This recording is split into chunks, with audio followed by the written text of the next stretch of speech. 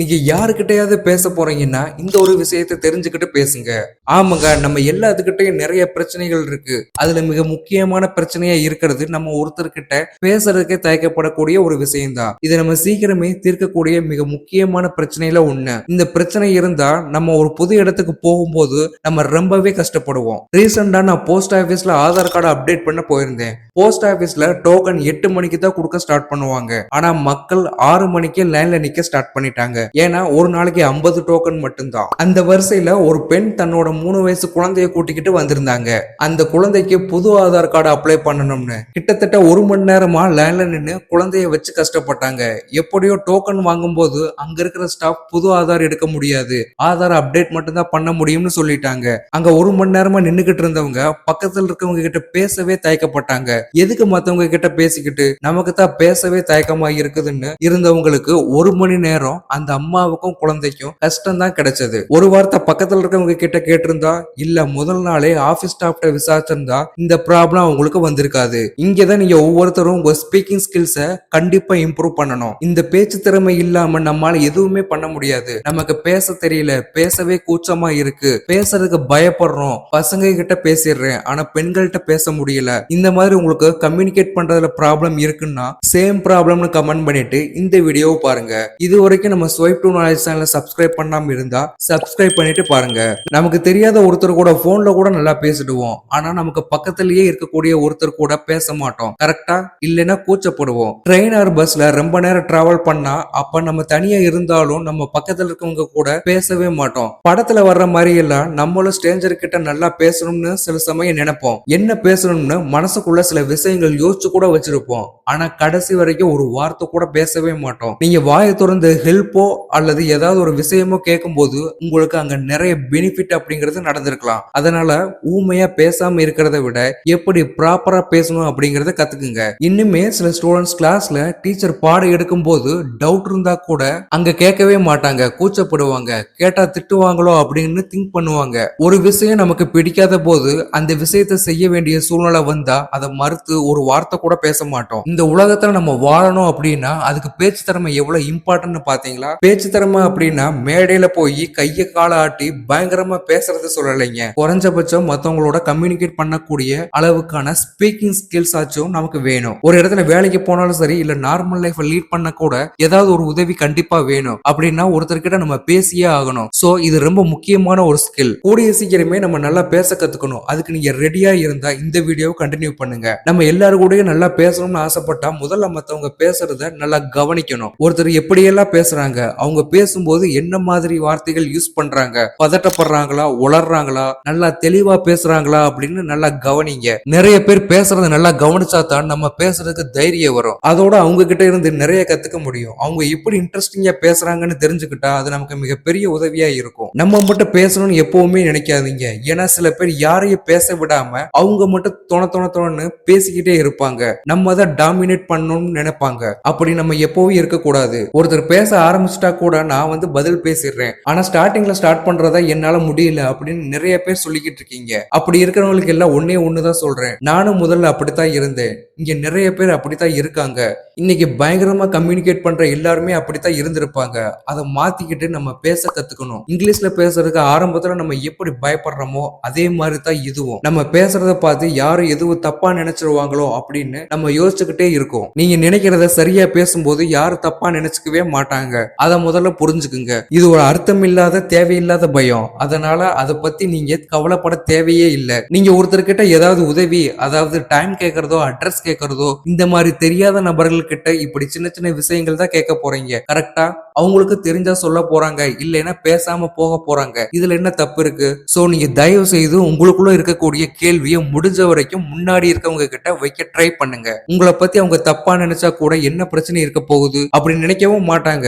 இருந்தாலும் சொல்றேன், இதுல தப்பா நினைச்சுக்கிறதுக்கு என்ன இருக்கு? நீங்க திரும்பவும் அவங்கள பார்க்க போறீங்களான்னு கூட தெரியாது. அப்ப யார் என்ன நினைச்சா நமக்கு என்ன? ஒரே ஒரு விஷயம் சொல்றேன், நல்லா மனசுல வச்சுக்குங்க. நம்ம நம்ம பேசினா மட்டும்தான் பொழைக்க முடியும். சும்மா பயந்து ஏதாவது நினைச்சுக்குவாங்களோ அப்படின்னு ஓவர் திங்க் பண்றதுக்கு பதிலா நேரடியா பேசிருங்க. அப்படியே ஒருத்தர் தப்பா நினைச்சாலும் நினைச்சிட்டு போகட்டுமே. அதனால இனிமே யாருக்கிட்டயா இருந்தாலும் யோசிக்காம தைரியமா பேசுங்க, பாத்துக்கலாம். அதே மாதிரி ஒரு காமெடி கூட ரீசெண்டா ட்ரெண்ட் ஆயிட்டு இருக்கு. இட்லிக்கு சட்னி தீந்துருச்சு அப்படின்னா வெயிட்டரை பார்த்து கொஞ்சம் சட்னி கேட்கறது கூட நான் பயப்படுவேன், பஸ் கண்டக்டர் கிட்ட பேலன்ஸ் கேட்கறது கூட நான் பயப்படுவேன் அப்படின்னு இருக்கக்கூடிய உங்க ஃப்ரெண்ட்ஸ்க்கு இந்த வீடியோ மறக்காம ஃபார்வர்ட் பண்ணி வைங்க. சில பேர் நல்லா பேசுவாங்க, என்ன பேசலாம்னு மனசுக்குள்ள ஒரு டிராஃப்ட் வச்சிருப்பாங்க. ஆனா பேசும்போது தடுமாறுவாங்க. அவங்க பேசுறதுக்கு தைரியம் இருந்தாலும் அவங்க பேச்சுல தெளிவு இருக்காது.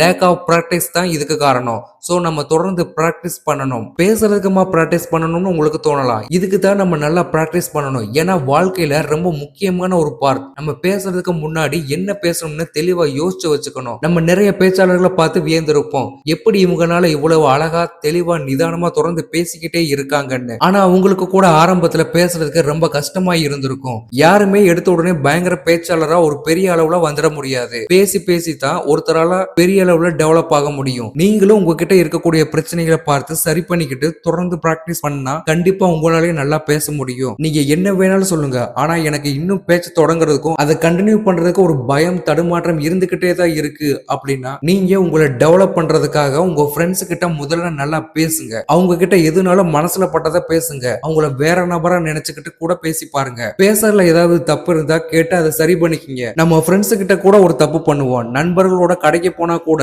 பிடிக்காத ஒரு ஃபுட்டை ஆர்டர் பண்ணா கூட அதை வேணான்னு சொல்லாம அவங்களுக்காக சாப்பிடுவீங்களா இல்லையா? இதே பழக்கம் தான் இங்க எல்லாருக்கிட்டையும் இருக்கு. ஒரு விஷயத்தை புரிஞ்சுக்குங்க, ஒண்ணு நமக்கு வேணும் அப்படின்னா வேணும், வேணாம் அப்படின்னா வேணாம் அப்படின்னு வாயை திறந்து சொல்லக்கூடிய தைரியம், நோ மீன்ஸ் நோ அப்படிங்கறத ஸ்ட்ராங்கா இருங்க. இதுக்கு நம்மள முதல்ல பழக்கப்படுத்திக்கணும். தொடர்ந்து பிராக்டிஸ் பண்ணாம இதெல்லாம் உங்களால டெவலப் பண்ணிக்கவே முடியாது. சோ தொடர்ந்து நீங்க பிராக்டிஸ் பண்ணுங்க.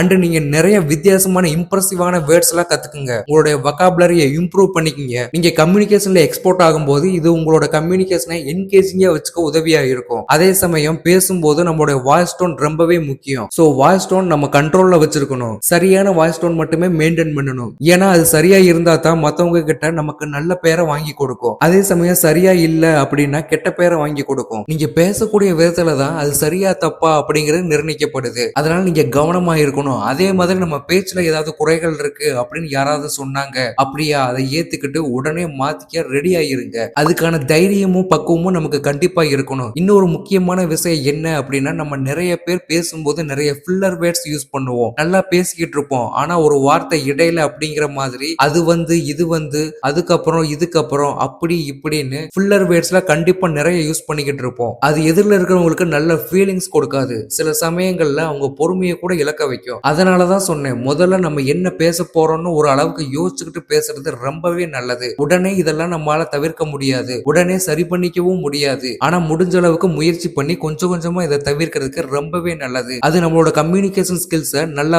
பில்ட் பண்ண உதவியா இருக்கும். அதே மாதிரி பேசும்போது பதட்டப்படாம முடிஞ்ச அளவுக்கு மனசுல என்ன இருக்கோ அதை சொல்ல முயற்சி பண்ணணும். பதட்டப்பட்டு நம்ம எதுவும் சாதிக்க போறது இல்ல. பதட்டம் வந்தா நம்ம தெளிவா இருந்தாலும் குழம்பி பேச வேண்டியதை மறந்துடுவோம். அதனால ரொம்ப ரிலாக்ஸா பொறுமையா பேசுங்க. அதை விட ரொம்ப முக்கியம், அவசரப்படாம பொறுமையா பேசணும். நிறைய பேர் ரொம்ப வேகமா பேசுவாங்க, அதை ஃபாலோ பண்றதுக்கு கூட நமக்கு கஷ்டமா இருக்கும். அது அவங்களுக்கு பழகி போயிருக்கும். ஆனா அப்படி பேசுறதை விட நம்ம பொறுமையா பேசுறதுதான் முக்கியமான ஒண்ணு.